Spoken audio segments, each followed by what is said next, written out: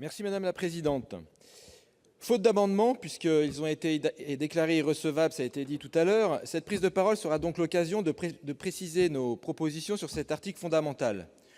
Nous nous félicitons vivement que nos rapporteurs redorent la réputation du Sénat en proposant de rétablir le 20 % de bio. C'était fondamental.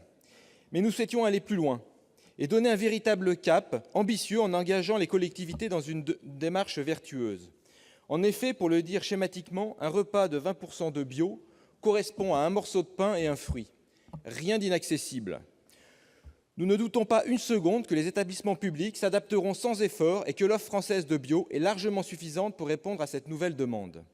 Car le bio est un mode de production local par essence. J'en profite au passage pour battre en brèche un argument fallacieux, trop souvent et encore utilisé dans cet hémicycle, selon lequel le bio consommé en France viendrait de partout, sauf de France. C'est parfaitement faux, puisque selon le ministère, 69 % des aliments bio consommés en France sont produits en France. Aucune autre filière, d'ailleurs, aucun autre mode de production ne peut se targuer d'être plus local que le bio. À titre de comparaison, dans la restauration française, 50 à 70 % de la viande traditionnelle vient de l'étranger. Et c'est justement sur ce point que nos collègues de la majorité sénatoriale, fervents défenseurs de nos territoires, devraient nous rejoindre. Au-delà des considérations écologiques et sanitaires, le bio revitalise nos territoires.